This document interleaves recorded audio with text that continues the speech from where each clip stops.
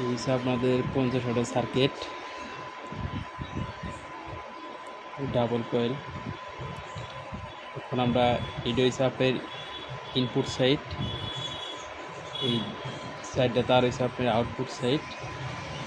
আমরা সাদা দুটো তার নিব, এই সাদা দুটো তার নিয়ে এক দাশ করব। আবার এই প্রান্তে লাল দুটো তার আমরা এক দাশ করে, লাইটে যে দুইটা তার আছে এই দুইটা তারে লাল তারটা নিব। আর আমরা সার্কিটের আউটপুটের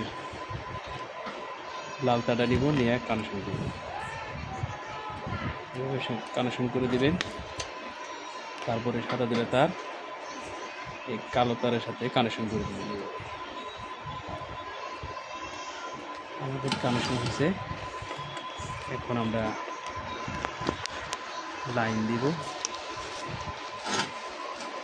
দেখুন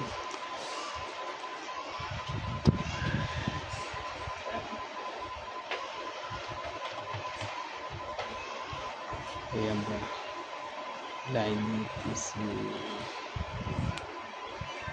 দিয়েছি, লাইটটা জ্বলে উঠছে। এইভাবে আপনারা কাজ করতে পারেন। অনেক সময় দেখা যায় এই সার্কিটগুলো সেম পাওয়া যায় না, সেই ক্ষেত্রে আপনি এরকম 50 ওয়াটের সার্কিট দিয়ে আপনারা কাজ করতে পারেন। ভিডিওটা যদি ভালো লাগে লাইক কমেন্ট শেয়ার করে দিবেন। ধন্যবাদ।